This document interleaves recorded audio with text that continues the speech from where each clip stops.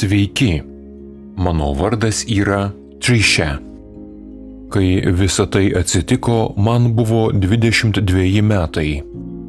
Iki tol mano gyvenimas buvo gan skurdus, nes užaugau nepasiturinčioje šeimoje. Stengiausi gerai mokytis, įstoti į gerą koledžą bei tapti teisininke. Aš norėjau užsidirbti pinigų, o mano siekių didžioji dalis buvo sutelkta į ambicijas. Artėjo didžiosios formulės lenktynės, į kurias ketinau važiuoti pažiūrėti. Ir naktį prieš šias lenktynes sapnavau sapną. Sapne girdėjau, kaip mano tėtis šaukia: "Saugokis, Trisha." O tada girdėjau, kaip mano mama sako: "O ne, negaliu patikėti, kad tai įvyko." Ir tas sapnas buvo labai realistiškas. Tačiau visa tai man atrodė labai keista ir aš maniau, jog tiesiog neišsimiegojau. Buvau išsiblaškiusi ir ryte sėdau į savo automobilį, norėjau vykti žiūrėti lenktynes. Ir tada aš patekau į avariją.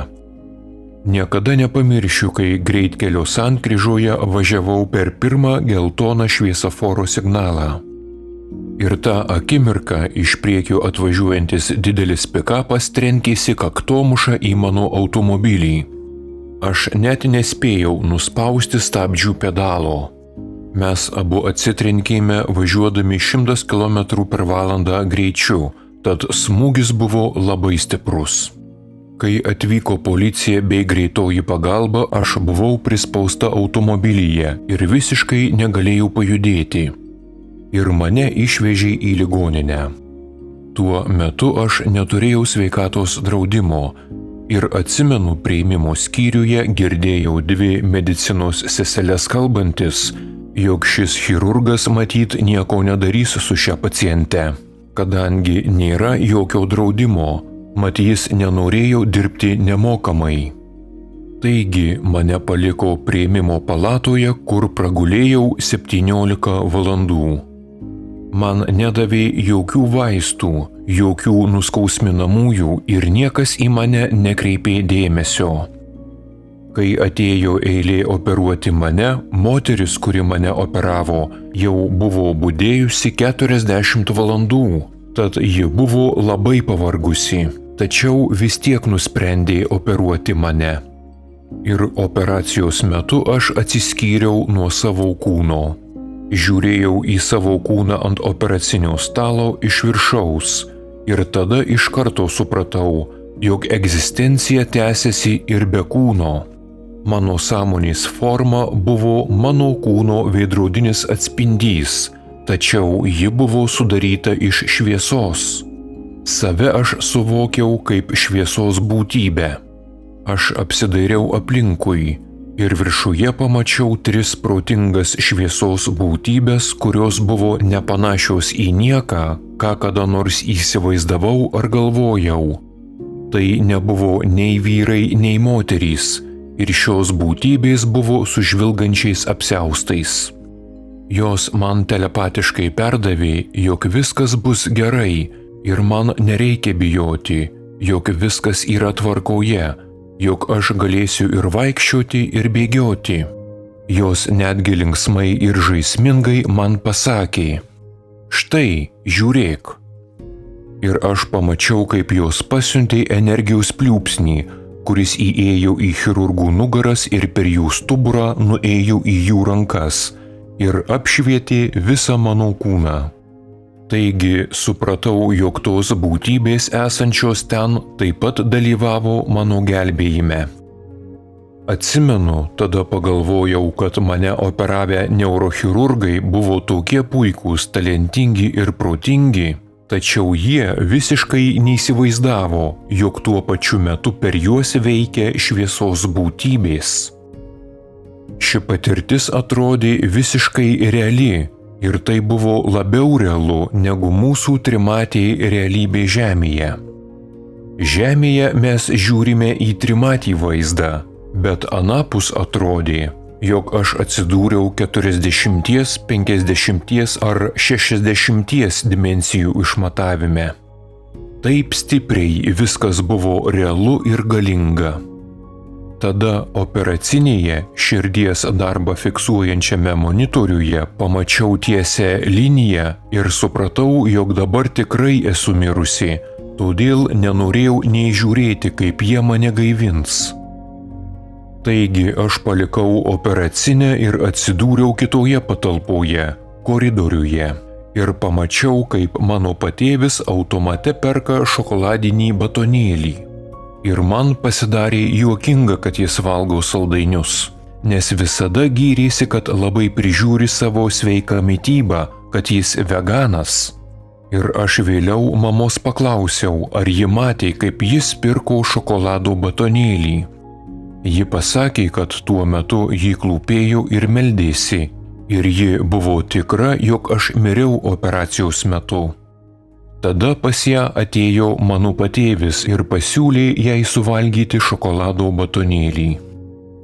Aš nejaučiau jokios baimės ir nuskridau į naktinį dangų ir pradėjau jausti ryšį su visais, kuriuos kada nors buvau sutikusi.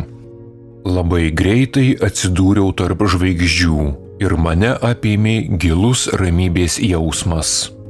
Staiga pajutau, jog link manęs artėja neįtikėtinai stipri sąmonė, kurią identifikavau kaip Dievą, kupina intelekto, ramybės, džiaugsmo ir besąlyginės meilės.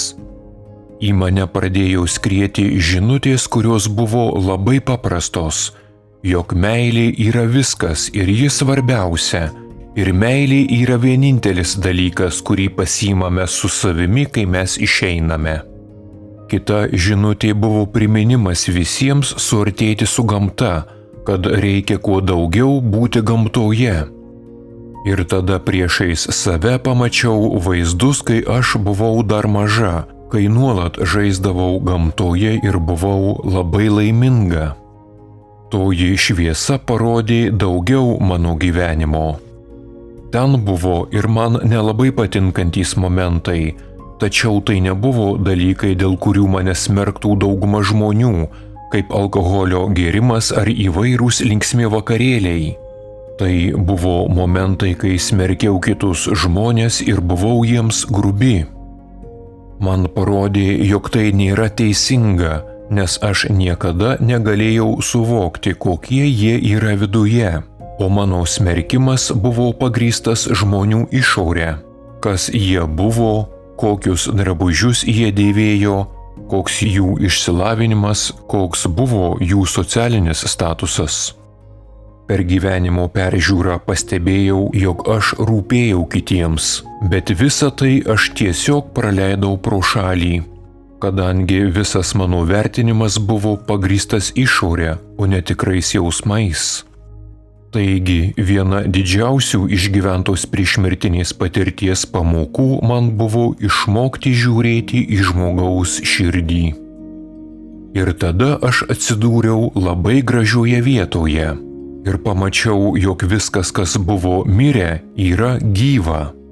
Aš pamačiau mano nuostabiai atrodantį senelį, mirusį 70.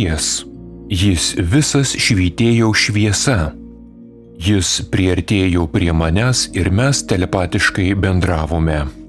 Po to tolumoje pamačiau nuostabiai spindinčią šviesą atrodančią kaip saulė. Ir senelis manęs paklausė, ar noriu ten nuvykti. Ir aš pasakiau, taip. Ir mes pradėjome skristi link tos šviesos. Artėjant prie šviesos, visas mano skausmas, buvęs gyvenime nuo pat vaikystės, tiesiog išnyko. Aš supratau, jog tame nebuvo jokios mano kaltės. Aš buvau be galo mylima, aš buvau nuostabi, tobula, aš buvau Dievo vaikas. Ir tuo metu aš tikrai pasijutau mažu vaiku bei supratau, jog esu stipriai mylima ir man nieko blogo negali nutikti. Tuo pačiu metu aš jaučiausi visiškai laisva ir norėjau nuolat būti ten. Jūs tiesiog negalite įsivaizduoti tos neįtikėtinos meilės, kurią patyriau anapus. Mes tokio jausmo žemėje neturime. Anapus aš patyriau pilną meilę, o žemėje mes galime patirti tik mažus jos fragmentus. Taigi toji meilė persmelkė visą mane ir staiga aš išgirdau, jog dėl manęs žemėje meldžiasi mano šeima. Aš pagalvojau, jog man labai malonu tai jausti, tačiau dabar man yra labai gerai. Aš esu saugi ir labai mylima. Ir aš niekada nesijaučiau taip gerai ir tikrai nenoriu grįžti atgal į žemę, nes tai nėra ta vieta, kur norėčiau būti. Ir skriedama link šviesos, link visažinės meilės, staiga aš pajutau kažkokį barjerą ir sustojau.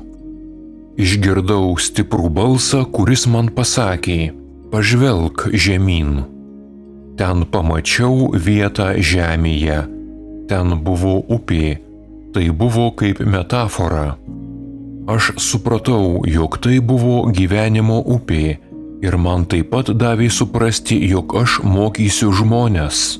Ir iš tikrųjų, dabar aš dirbu koledže. Taigi, būnant anapus, mano tikslas man atrodė labai paprastas.